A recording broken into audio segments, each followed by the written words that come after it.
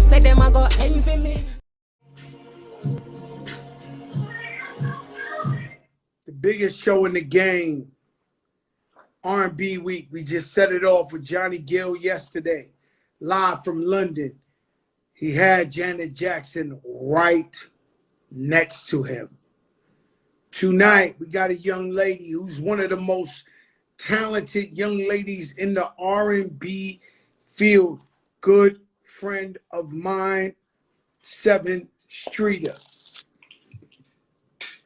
Sevyn, if you tuned in, send me a request because I keep sending you a request. We keep talking on the text, and only the big show could do this. Bring you huge stars every single night right to your phone for free. Ain't that a trip? Right to your phone for free. Brooklyn Batty was good. Massimo was good. Franco was good. Alex Tremille was good. Misery was good. Willis Ave Legend, what's up, baby? My brother. And so we out cheering all that. We out cheering all that. I flew in on the plane. I really went through like 17 meetings today, one after another, I don't know why when I come to the city, they got 1,000 meetings for me. Shout out to Rock Nation. I appreciate all the work. I appreciate the love. I'm just venting just cause, right? And so we the biggest show in the land.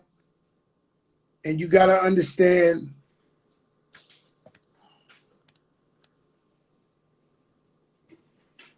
nobody gave us nothing. Nobody gave us this space. We just fought for it and we took it.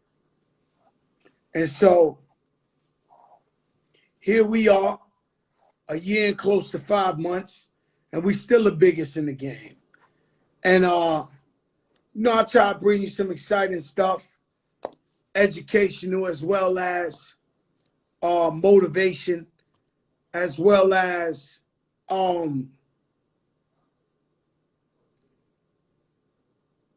talking real stuff about everything that's going on in the world. You know, it's crazy times right now. It's really crazy times right now. And so we got to get it together. Everybody got to snap out of this shit they on and get it together. Like it's too much violence going on. It's too much mental illness.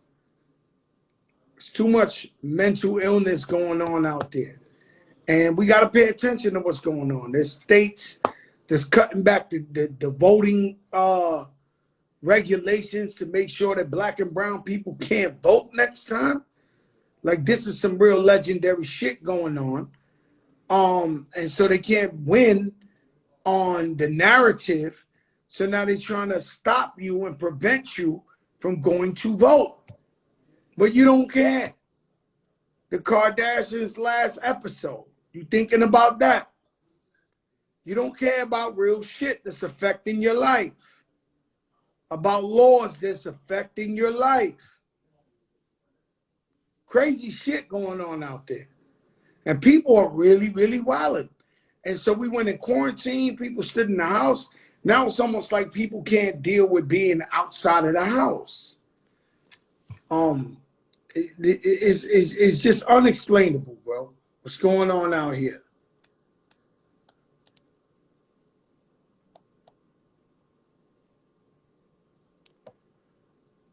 Sevyn, if you tuned in, I know you texting me, but yeah, but their laws affect you. Somebody, you know, some scientific god from the hood just said, fuck their laws. All right, well, those laws apply to you if you live in the United States of America.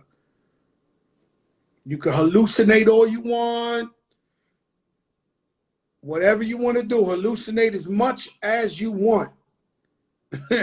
But those laws apply to you. And so you're watching all this shit going on. Motherfucker try to take over the plane. Come on. And what's crazy is they had a girl, she just crashed in Miami, and so the cops came, she tried to hit and run. She almost run over the cop. Now she's charged with attempted murder of a police officer. She going to jail for like real time. And so one thing that's certain out there is that you can get killed and you could go to jail. If you don't believe me, if you went out there and snuffed the cop, your ass would be in jail. That it's so easy to go to jail. It's so much harder to get out.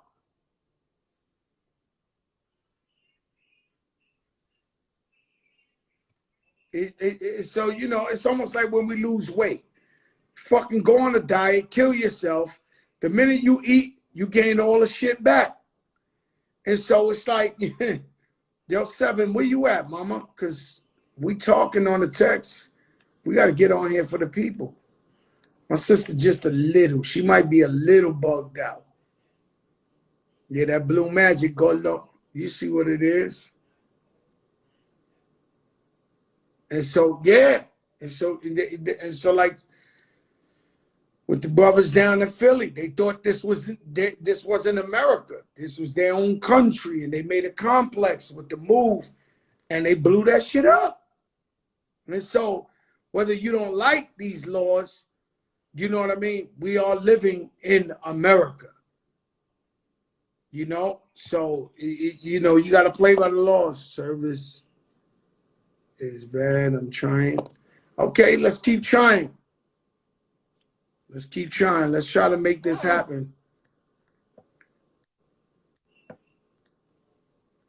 If we gave up, we would have never got this far.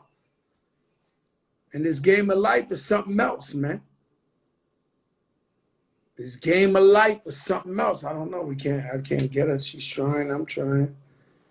And so, yo, Danny. Who did the big pun artwork? Because everybody keeps asking who did the big pun artwork. Eddie Rivera. Eddie Rivera? Eddie Rivera. Thank you, Eddie, man. I appreciate you, my brother, for the artwork. You got my brother looking beautiful up there. Magical. Real 2021. Somebody asked me, what do you think of Bennifer 2.0? I'm like, yo, this shit crazy. Like, yeah. The game is crazy. What do you think of Bennifer 2.0?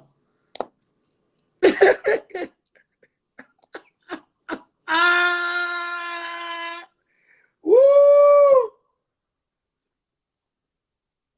What do you think of Bennifer 2.0?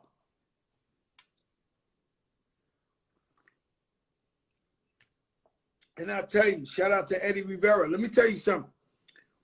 You could tell the people ain't take the vaccine. They got the 2 masks on. They still like, you know, ducking. They still scared. They still. Bro, you see them stadiums? By the way, them stadiums on TV, if you don't prove that you've been vaccinated, you can't get in Atlanta Arena or Milwaukee or the Nets or whatever the case may be. Like, you got to be vaccinated to get into these places.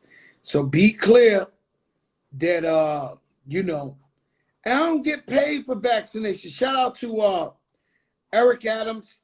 He's running for mayor of New York City. We know him well. Too many of my friends love him. And I said, all right, Eric, come on the big show. Let the people know what you're here to offer. You know what I'm saying? Let them know what you're here to offer, because up in New York, the mayor's race is coming very, very soon. So let the man get in here, get it, and talk his shit. Yeah, I'm telling you the truth. I'm telling you the truth. It's okay. You don't have to have the vaccine, you know. My brother Khaled be laughing at me. He be like, yo, did you get your joint your joint of weed with your vaccine? Because, you know, they offering in some states weed, lottery. I fucked around. I did it too early. I'm not even in the chance to get a lottery or a fucking burger, something.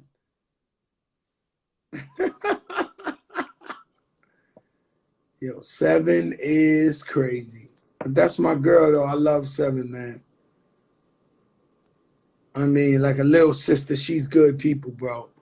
She's really and very, very, very, very, very, very, very, very talented. She's very, very, very, very talented. And until we find out, I'm gonna tell you a story. Right? I don't know if I told this one before, because this story right here is in the chamber. This is a major, major, major, major chamber, right? And so I had a lawyer. You let Conspiracy Joe tell you he got jammed up or something. This is my lawyer for many years. So he took me to meet this guy.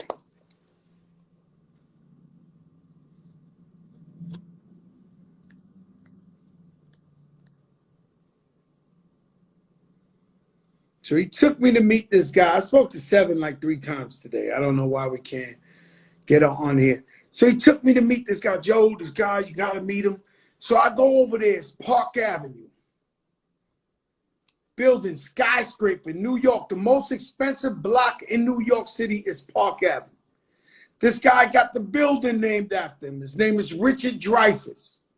So he says, Joe, this guy wants to meet with you. He's a Wall Street guy. You know, he deals with a lot of people. I get up in there. It's a big building. The man got pictures of Madonna, Elton John, whoever you talk about, he got him on there, right? And so I go sit down with the man. Man got this big office. He got 3 TVs. You know, these stock market people, they watch the stock market all the time. Like if you was a gambler, you watch sports. And so I go in, are y'all paying attention? Do you want to hear this story or not? Let me see some fire signs. Let me hear some fire signs if y'all want to hear this story or not. This is a good one. This is a major, this is a good one. This is a Fat Joe story in the chamber. This is an all-time great. And so my lawyer, my former attorney, takes me in there and I meet this Wall Street guy. He turns around, he says, Joe, this is maybe 10 years ago or something. He turns around, he says, Joe, meet Richard Dreyfuss. So I meet the man is smooth. He turns around, boom, he's talking to me. He says, listen, man, we handle people money. We make people tons of money. We invest in Wall Street. I need Carmelo Anthony, Amari Stoudemire, John Beeson, all the athletes you're cool with. I want to manage their money. I understand you're the link to all these athletes. So I said, you know, I'm cool with a lot of them, but I can't tell them what to do with their money. So he's telling me, yo, all you got to do is introduce them to me. I'll sign them up, handle their money, and, you know, you'll get PC for introducing me to these guys. A percentage of whatever money he makes them or whatever the thing is. So as I'm talking to him, out of nowhere on the TV, it goes, Bernie Madoff has been arrested. Now, Bernie Madoff is the Ponzi scheme, the biggest crook ever lived in America's history, right? He robbed people of millions and billions of dollars. So when he does that, Bernie Madoff coming out of handcuffs, I'm in his office right there at that time. When on the screen, Bernie Madoff is coming out of handcuffs. The man turns around and goes, so about Carmelo Anthony, about all your athletes, we can make a lot of money with these guys. He said, you believe this? They locked this guy up in Wall Street for 100 years. I can't believe that. And he's talking to me with a straight face. Little did I know that this guy was the second Bernie Madoff in history. Little did I know that this guy was a crook. So as I'm sitting there, he didn't sweat. He had to know he was next to go.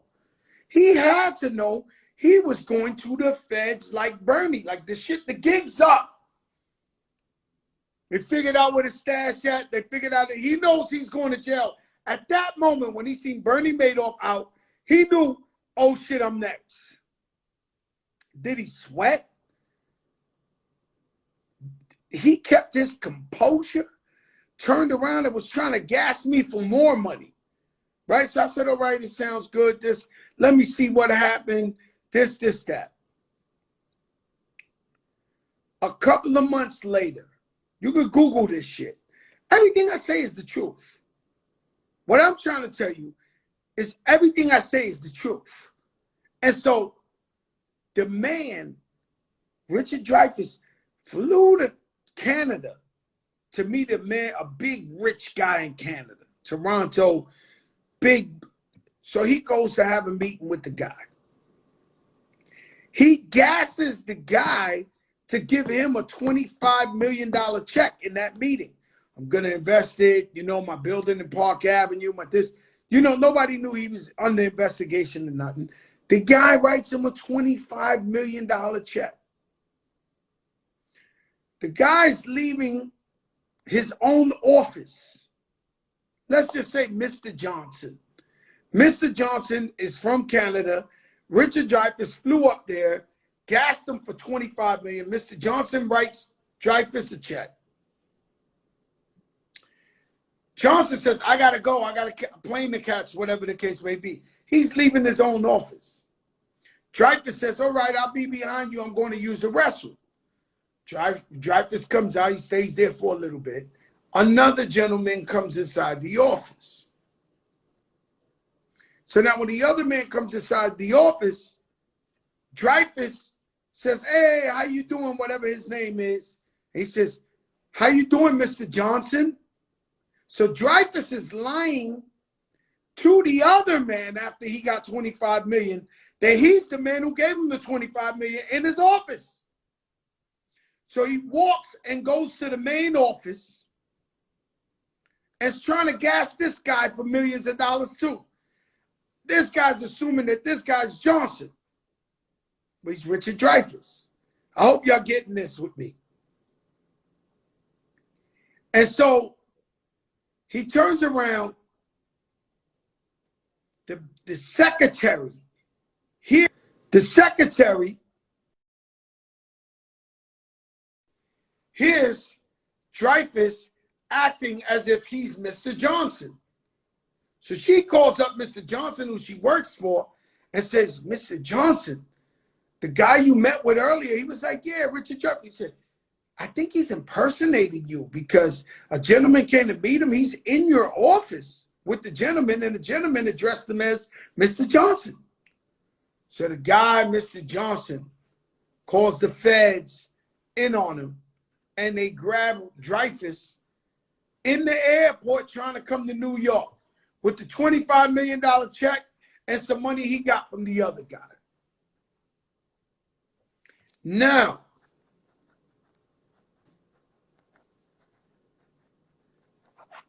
Richard Dreyfuss goes down. Now, the reason why this story is so important, why I call myself the Forrest Gump, because why did God put me in this guy's office when Bernie Madoff went to jail?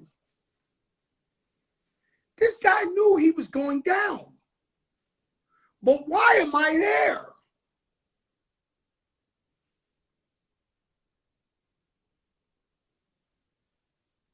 This story's in the news. The guy been in jail forever. There's no such thing as snitching. You could read this shit up. You could Google, suck your mother. Right? And so, this shit is crazy how God always puts me in these places. It's almost like the story I told you last week about when they called me the fake beard guy, but I had just came from the barber battle.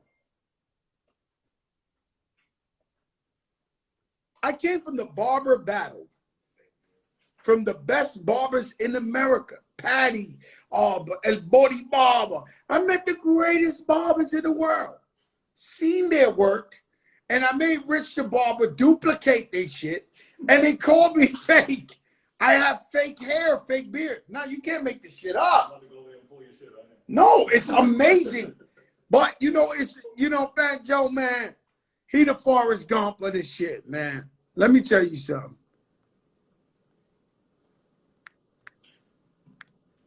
Now you can't make the shit up. And so the guy, nah, you people don't know, man. This motherfucker, man. And so I definitely, I know Sevyn is trying to request. I know I keep trying to request her. I mean, we might have to do another day or something. I don't know why we can't do it. And so, nah, you can't make the shit up, man. You can. I got one for you. I don't know if y'all ready for this one. I do not know if y'all ready for this one. Fire signs if you're ready for this one. No, this one right here. So you know the Dreyfus, my ex-lawyer, who I think he got jammed up or some shit. He might have been a degenerate gambler. And they told him, yo, to get yourself out the problem, let Joe jam up all his athletes and we're going to rob him Ponzi scheme. So I don't know why he bow-tied, he gift-wrapped me and brought me to the wolf who robs you. You get what I'm saying? Man, like he walked me into the guy who Ponzi schemes you and takes your whole existence. It's cool, right? I got one for you guys. If you don't want it, I'll get the fuck off right now. Happy birthday, Ice Cube. I know it's see, this is when this is almost like when you do stand-up comedy and they think you're gonna bomb. And so it's R&B week, and for some reason, technical difficulty, I can't get my sister Sevyn on here. She's trying, I'm trying, and I still pitch a shutout. I'll give you some shit, some stories you never heard of in your fucking life. I forgot which one. Oh, Harvey. Are you ready? Yo, Rashad, this ain't White Van, but this is in my book. I might be giving y'all too much right now.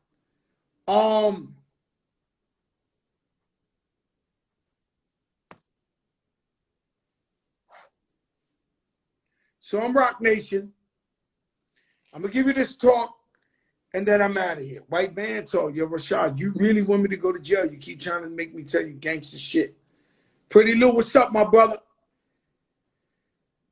So I'm Rock Nation. They step to me, they do a deal. They want to do an American Idol. They got NBC, ABC, and CBS on deck. I'm not going to tell you I'll tell you, it was supposed, just say me and Rock Nation. You do assumptions to whatever you want. And so we're going to do a new American Idol. Joe, you're the host, you're one of the judges, and you're my partner. Equity, meaning I own this shit with Rock Nation. I fly to LA 8 weeks in a row. Going to meet these people, going to meet these people, going to meet these people, going to meet these people. So we get close to it. So the deal was supposed to be done with Harvey Weinstein. And so I meet with these guys. Now, guys, part of the reason, let me give you a thing. When you're cool with a celebrity or you cool with somebody with money, part of the way to stay cool is to not really ask for pictures, not make annoying comments or ask some questions of this and that. It's to act cool, almost like you hang out with celebrities all the time or rich people all the time. So you got to have a face on like, you know, this is normal shit. So I get in the meeting with the Weinsteins and they start talking numbers. And the man's like, well, I think in 1 year, Fat Joe can make 100 million. You know, this eventually will grow into 300. Bro, I'm from Trinity Ave. 1,000 forest projects. The man start literally talking that type of motherfucking money. I start, there's nothing I can do, slipping off my chair. This happened in real life. And grabbing the legs under the table. I started grabbing the legs. I could not take it. I was grabbing the legs under the table like, oh my God, I heard 100 million, 300 million. Let me tell you something. I walk from the Harvey Weinstein building to fucking Four Seasons. I didn't even want to drive to Rolls-Royce, nothing. I walked like 10, 15 blocks. I couldn't take it. This is it. I'm a shit on the world. You know, it's my chance to run naked in Times Square. I'm going to shit on everybody, right? The next day, ladies and gentlemen, I turn on the TV. Breaking news, movie mogul, Harvey Weinstein, Me Too movement, over 20 women. I'm like, it can't be him. So I call up my people and I'm like, yo. And they're like, yeah, it's him. Joe can't win, man. Story of my life, man. That big bag, that you know, gift wrap, you can't make this shit up. It happened with Boy George. Happened with Boy George when I was in the streets. Oh, there she go. Oh, shit.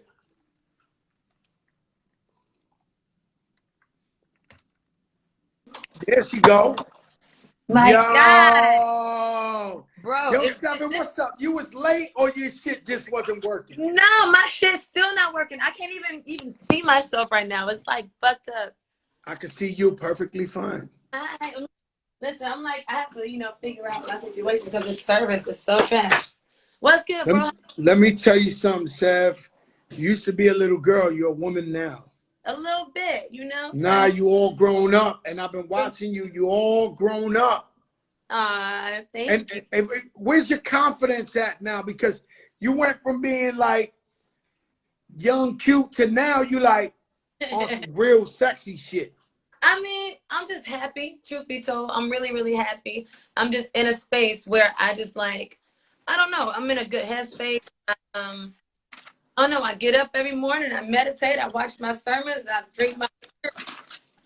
I get my vibe. I mind my. So I think that that's honestly where it comes from. I guess if anything. And you, everybody's homegirl.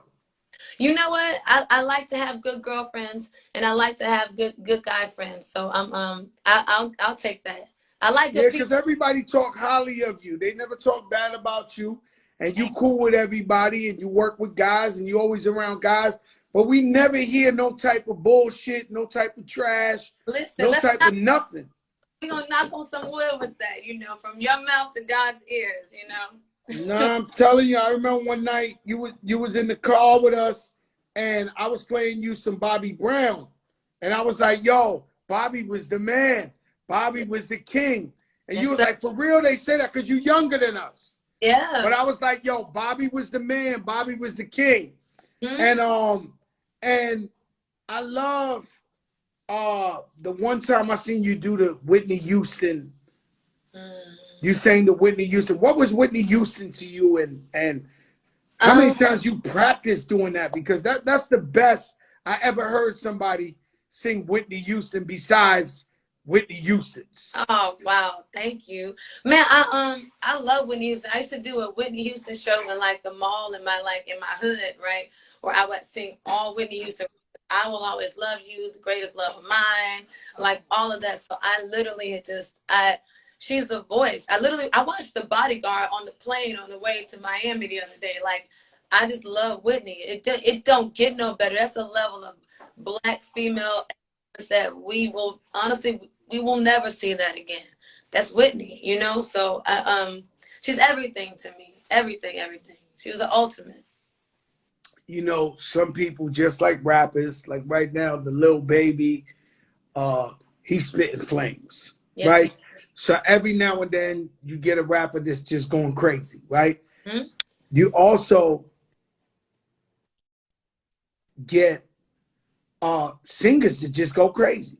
Like, so Whitney was just crazy with it. Like, where, you know, you didn't know what she was going to do. Hey, yo, Mayor, call Clark Kent and tell him I'm on my live. Tell the Mayor to call DJ Clark Kent and tell him I'm on my live because he keeps calling me. And so Whitney was on a different level. You know, I seen a video the other day with Faith Evans, and she was just going crazy. Mm-hmm. And you similar, you sing. How did you come about singing, and when did you know you had what it took to be professional like that? I mean, well, thank you first and foremost. It's the beautiful Black voices. I'm not gonna lie. I grew up listening to 702 and Escape and SWV and Destiny's Child and, you know, Whitney Houston and Faith. That, like, it was different the time that they were making music. You know what I mean? I had this conversation the other day. Them girls was going. You know what I mean? Like, they was going, and it was beautiful, healthy competition. You know what I mean? I felt like, you know, even when you look at records like Heartbreak Hotel, you had Kelly Price, Whitney Houston. Who else was on Heartbreak Hotel? Damn it, I can't believe I'm saying. I think it was Faith. I think it was Faith. Yes, Faith. All three of them on one record, but going toe to toe. But it was supportive and it was amazing, and it was riffs and rhymes, harmonies, and like those were the things that we watched growing up. And so, you know, you want to be like the women that you watch on TV every day. And so, you know, that's always gonna be the bar. You know, can't nobody hold a candle to them women. Always gonna be the bar. You know. You know what's crazy is why you say that, I thought of my era, and I thought of Secret Garden, Barry White, You know, and Elder Barge. that's one of my dad's favorite songs. He literally like, he loved that record. That's crazy. Let me tell you something. Them boys, they performed it one time at an award show. Word. And man, look, I got goosebumps telling you that. Like, that shit was like different. Like, they were the greatest at the time, and they all got busy, and Barry White and others. And I'll Be Sure. I mean, wow. I love records like that. We had Johnny Gill last night, and we was talking about Can You Stand the Rain? Oh, come on now. Come on now. I just wish I could have been a fly in the wall when they made that record. Like, I just wanted to be a fly on the wall. It's just so many elements to it. Jesus, like every melody they cared about, every single melody, every line, every chord. It was just that record. It still stands the test of today. It still put chill bumps on your arms. Can You Stand the Rain? It's different. Is it different now, or am I missing something? Because you know, Keith Sweat's my guy, and we had Guy and Aaron Hall, and tough guys would drive around the hood pumping the R&B slow joints. And is it different now? Like, because I don't really hear the youth really, or am I just don't know what I'm talking about? Are people really bumping guys like Jodeci and like at my time we were bumping that, like rap and Jodeci, Tupac and Jodeci. Well, this is the thing. I think that like it's just they still are bumping like good music. It's just different. You know what I mean? Like I think about people like Eric Bellinger. I don't know if you're familiar, but Eric Bellinger is one hell of a singer-songwriter. You know what I mean? Like, you want to hear some singing, listen to some Eric Bellinger. You know what I mean? You want to hear some singing. Brent Faiyaz be singing his ass off. You know, Black be sing. Black gonna give you a vibe and sing his ass off. It's just different vibes, pockets of it. But that makes me happy because it's like, you know, taking you know, R&B and kind of making it this really cool hybrid of where we are today and where we've been. And if you listen to the lyricism is still there, which is a huge part for me, and the melodies. And if you listen to certain people. If you want your riffs and your runs, you listen to your Jasmines, you listen Sullivans, you listen to your Eric Bellinger. Mm. They gonna give you that. You know what I mean? You listen to your Her, she gonna give you that. You know, Mm. it's still there. It's just different pockets of R&B. It just depends on what your ear Mm. preference is. Yeah, so it ain't your traditional baby face or whatever. It's a Yeah, different pocket. You're yeah, saying the message is the same, but they just singing it a little wavier, a little yeah. 2000s 2.0-ish. Yeah, a little wavy, a little different, but it's there. If you seek it and you really want to find it, it's there to be found. I think that conversations like this and talking about it and telling people about, hey, if you really want that R&B, go to listen to these certain people. I think that the more we talk about it, the more we spread it, the more the type of R&B that we're talking about, it's gonna spread a little bit more. It's coming back in a way that's really different. And I'm excited about it because it's new. It's new. It's a hybrid. You know, we taking a lot. I know I do it all the time. I love to listen to all of the old school records and flip them and turn them into something new. And like, you know, I Yeah, but live. you can really sing. You actually have to dub it down for this new wave. Like you could have came out in the SWV, that era, and blow it down and still be relevant in that era. A lot of people now, and I'm not putting you in the middle of this, but a lot of people now, you know, they getting away with less vocal ability. Listen, That's not that. You know, I know you love everybody, but I'm just saying that you really sing. thank you. For real. Now, your affiliation, how did you get signed? And did Chris Brown discover you? Well, it was the craziest story, and I tell it all the time. We were managed by the same person, and we were at Oh. and our sessions were across the hall. And I saw him in the hallway and stopped him and was like, "Hey, can I come write with you?"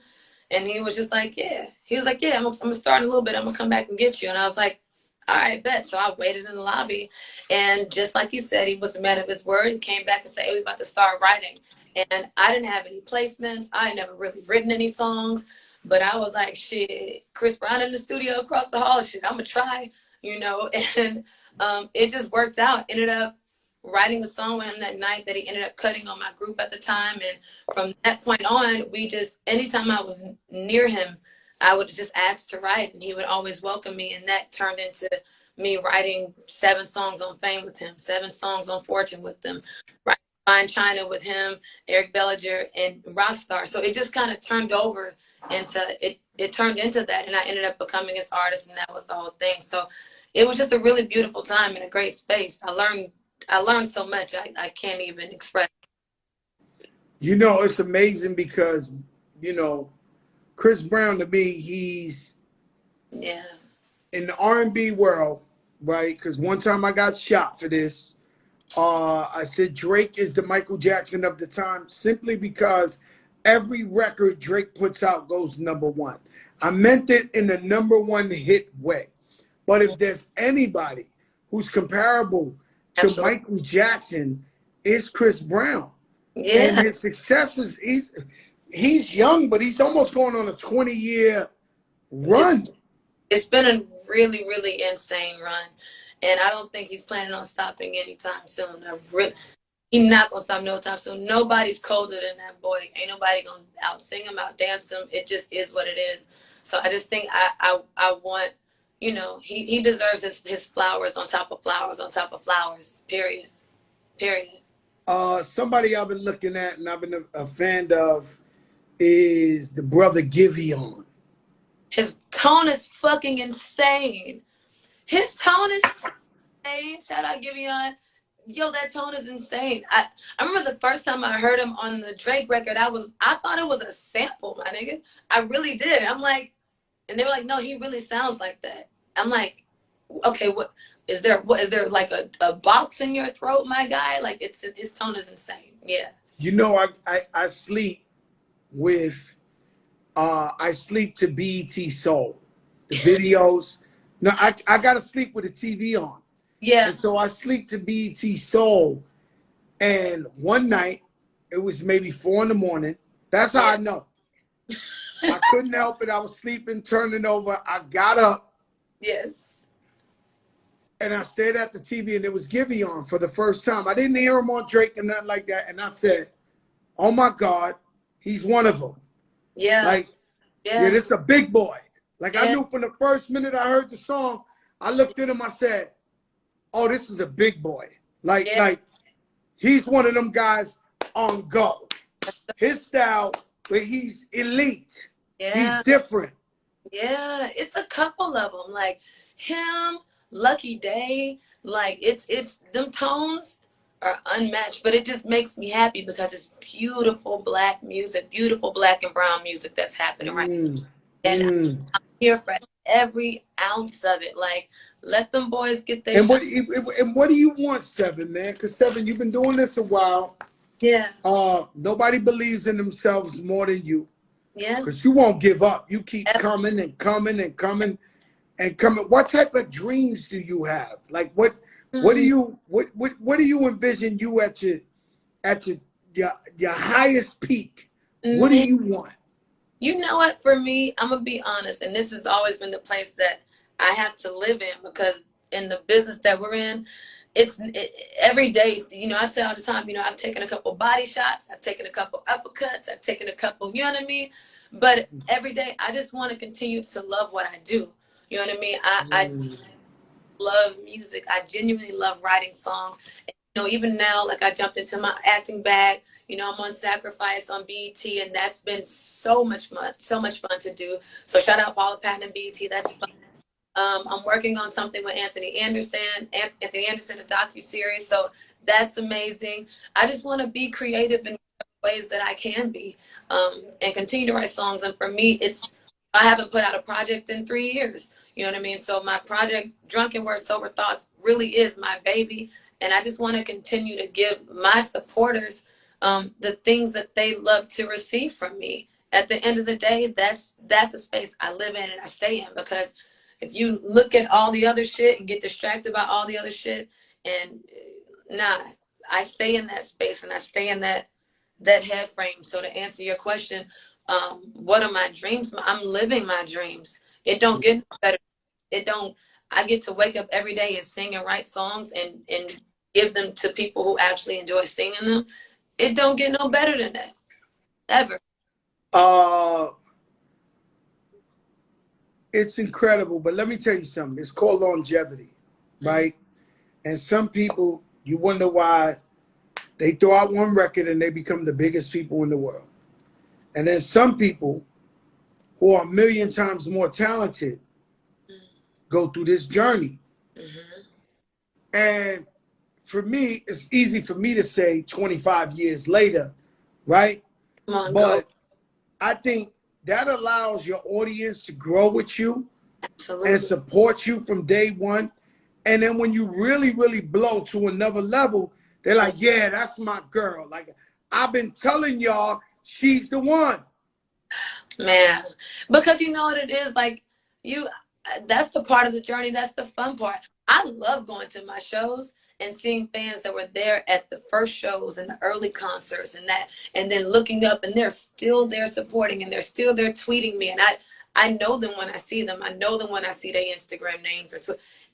That means the world to me. That's what we do this for.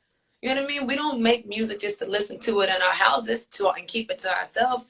We do this for the people. So the journey, it really is about the journey. And honestly, for me, it's been a beautiful ass journey.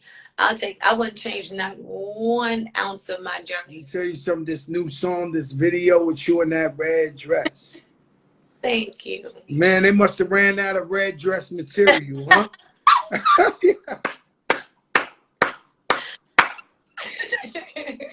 There's another one I heard, and immediately I heard it, I was like, oh, Sevyn got one. Thank you, man. Guilty is really my baby right now. I'm happy that people fuck with it. You know what I mean? And thank you. But videos, everybody go out there, download Guilty. Yes. It's fire. There's no question about it. Thank you. It's super, super fire. Let me ask you one last question, because you know we got on here late. Who's your top 5 R&B of all time. Why would you do this to me, bruh? Yo, listen. Why? I need it though, because we respect you and we respect your, you know, we respect what you say. Bro, I'm stressed out right now, bro. My top 5 R&B, like male or female, or just. Should we just go female, or would it be easier for you to say male and female? I want to make it easier for you. Okay, let's just do female, because if I do male and female, I can't. You're gonna miss out on too much. Let's do female. And this is still gonna be hard, but top 5 females, I'm gonna have to say Lauryn Hill. Lauryn Hill is definitely one. I'm gonna have to say, I mean, can I add in groups? Cause I can't like not have the. Like, I'm going to add in groups. I'm going to say Lauryn Hill. I got to say SWV because I'm an SWV head. I love them girls. Other R&B, I'm going to have to say, you can only pick all the girl groups. Actually, can I just pick girl groups? SWV, Escape, Destiny's Child, 702, Brandy. I can't pick one. Joe, that ain't fair.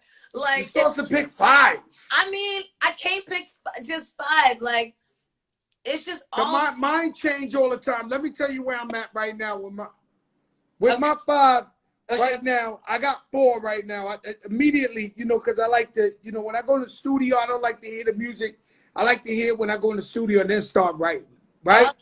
So my off the top freestyle 4 was, she may be too old for you, but Denise Williams.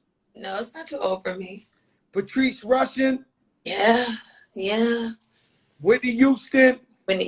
Oh, Anita Baker. I forgot Anita Baker. I'm tripping. There you go. That's 5. Anita Baker and Mary J. Blige. That's my 5 today. It's the shit change. It's gonna change tomorrow, my nigga. It's gonna change tomorrow. Like, because it just. I mean, honestly, it's just too many bum black women with beautiful ass voices to choose from. I'm just sorry. It is what it is. And let me tell you something. You posted a picture of your mother the other day. She bad as fuck. Ain't she? Listen, you know. Nah, she the real one. Thank you. Nah, what do you mean? I ain't mean. That's my sister, man. She know what I mean. I mean in love, man. Don't fuck out of here. Karen's baddie. Karen is definitely a baddie. She's a little baddie. Listen, what's her name? Karen? She Miss Karen? Yeah, Miss Karen.